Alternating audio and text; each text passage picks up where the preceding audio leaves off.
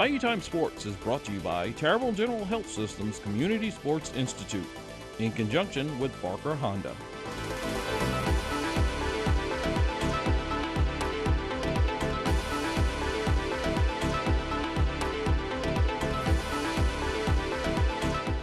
Looked pretty good first day in pads. Good chance to get up there and look at the tape, see what it actually looked like. But I thought overall, the energy was pretty good. One injury of note, Andrews Pete with a quad. So take a look at that, see where he's at. But other than that, made it out pretty healthy. How'd you see everyone hold up in terms of the heat and the pads and all? Yeah, I thought everybody held up pretty good. We didn't have really anybody go down with any type of heat-related issues today. So. Look, we were only out in the heat for about an hour or so, which is by design. But yeah, I think the guys are handling the heat pretty well. Oh, when you say Andrews with a quad, obviously Trey kind of had a quad, but you don't think it's like similar? No, I don't think those are related. Yeah, no. Trey was a quad tendon rupture. Right.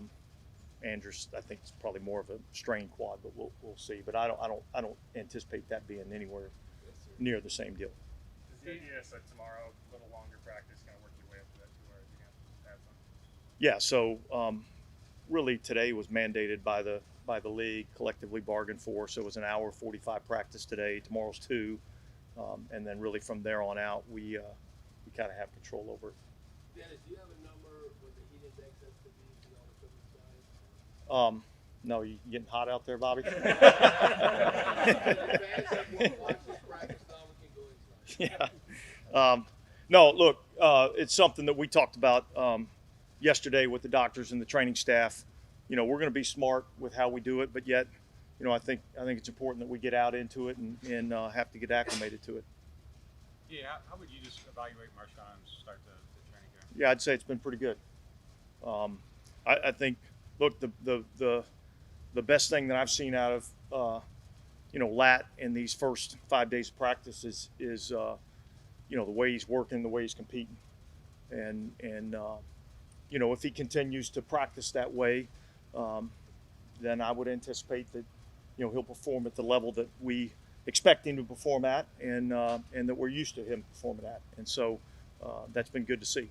Dennis, is he so good, would you say, that he can affect other guys around him? He can make other guys around him better? Yeah, look, I mean, we put him in the most difficult situations that you can put a corner in.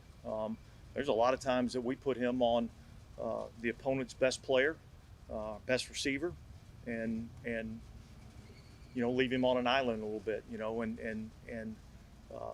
I think he wins more of those matchups than he loses. So it's a great for a play caller, it's a great tool to have, knowing that you can put him on their best receiver and be able to, take him out of the game, and it allows you to do some other things defensively to help out in some other areas. Michael Thomas has looked pretty dynamic too. I think today was probably the day you spent more time on the ground, but contested catches, keeping the ball to the ground, ball security. How have you seen him ramp up?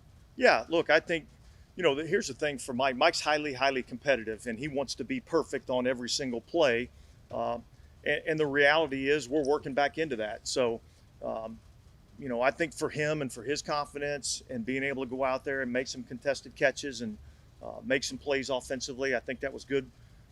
Good for us to see, good for him to see, and we'll continue to, ramp him up as we go along. Yeah, what did you think of Brazil? Well, look, I'd have to go back and look at the tape to really evaluate how he was today. But I'd say overall, I've been impressed with him in terms of his, explosiveness, his quick twitch. There's some suddenness inside, some pass rush ability inside that, I don't know that we've had. In terms of the way that we've had some great power rushers, but I don't know that we've had the suddenness, the burst, the twitch, some of those things that we have. As a follow-up, is that a hard spot for a rookie? You think that's one of the most difficult spots for a rookie to step in? Yeah. So I would say this. I would say, along the defensive line, from a physical standpoint, I think that's a very difficult job to do.